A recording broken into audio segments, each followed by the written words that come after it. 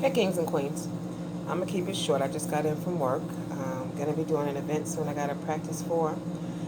I haven't done this piece. I've done this piece once at a small local poetry place.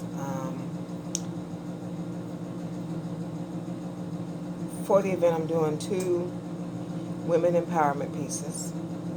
A piece as far as uprising of our kings and queens in the community, and also a police brutality piece. The piece I'm going to do tonight is called Private Inferno.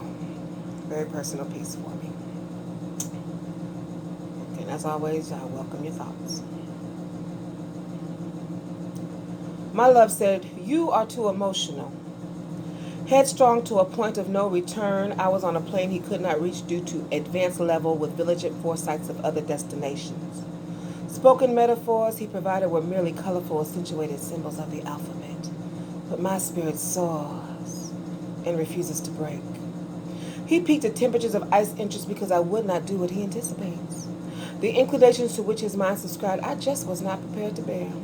He may have said he loved me, but apparently his bullshit of fairy tale love fleeting appearances of romance came with restrictions.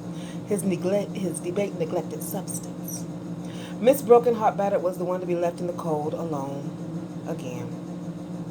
Another lovely night filled with contentious treachery that lay in contemplations to suffice the tortured lies that he has to offer. His pedestal is to place her on a platter that convinces her to dwell outside her known landscape.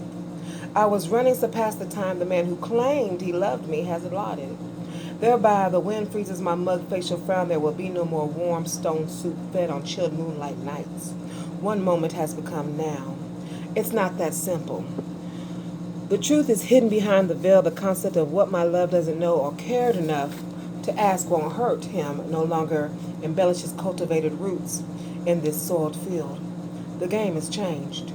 The naive girl he met died the instant she realized that her life is a matter of survival and that she had to learn to fight for her basic female rights in this so-called humanity. Wake up, fool, stop sleeping. I didn't flourish into the woman I currently am today. Instantaneously, everything cost, and my price was high. 7, little 7. Her years may have been too young for a girl to contest the understanding of her vaginal capabilities. May the voice of my tears not let the blood on his hands pierce his rape on future young girls or their souls. It was too late for premonitions. The long journey ahead constituted hell. Once upon a time, there was a family that was once filled with unconditional love to no avail. Belly rising at the 13th year birthed unlimited dark hours derived from eternally conceived initiated miscarriages. Nightmares are still filled with melodic bus stop blues. At 18, hues of contorted sunny skies bouncing on soft cotton lullaby clouds were distorted. Cut off over the knee skirts only helped me get a place to sleep at sundown. Supplying continual basic human needs became crucial. Devoted friends became fair weather and non existent, left college and started trading personal assets for finances. Time summoned a movement out the environment of haunted hotel rooms to syndicated first apartment miseries. Crucified on a bed of lies and thorns placed on inside, a good girl gone bad developed herself as a playmate for fragmented boys. If it would have seen men's falsified records, his felony conviction would have read between the lines of first degree murder, rape, and grand theft. Reality was a box where floating pebbles could not escape. Manipulation manufactured by adults that consent to the concept of playing house. Daddy was no longer in the house a primary child. Unannounced, unwelcome, unprotected flowers that bloomed from my concrete had no sunlight and died slowly. I weaned you off mama's titty for failure to protect and support the pit spurned from his vernum horned inside. A stricken child took interval courses in a chapter called Life. So please tell me, after all these years, why do you inadvertently attempt to make squander with unimpressive resolute lines? Machiavellian natures of deliberate fabricated pretenses that beckon my soul to drown. When I asked my love if he would be there tomorrow, he said yes. But he sounded like a broken record spurned on repeat. It's too bad. Brilliantly permanent program channeled to resist decoys promoted in pretty packages that give fantasies of upgrades have been ill-advised.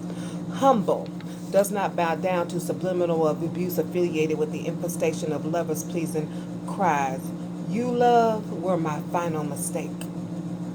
The item you adorned that was favorably kept on stock has disintegrated. It won't be reordered or available to any person I don't want to have it anytime soon. The aftermath of trips booked has taught me a few rules. Upward rising can be certain to happen when floating in unfamiliar lagoons. Tread lightly. The rage entertained can be used to edge the strength I have found in myself, redirecting mental thoughts, changing focus from you to self. The power drawn from experiences dawn to onward newly anticipated days. Whaling and trenches have proved women are capable of breathing underwater and still come out full speed ahead of private infernos.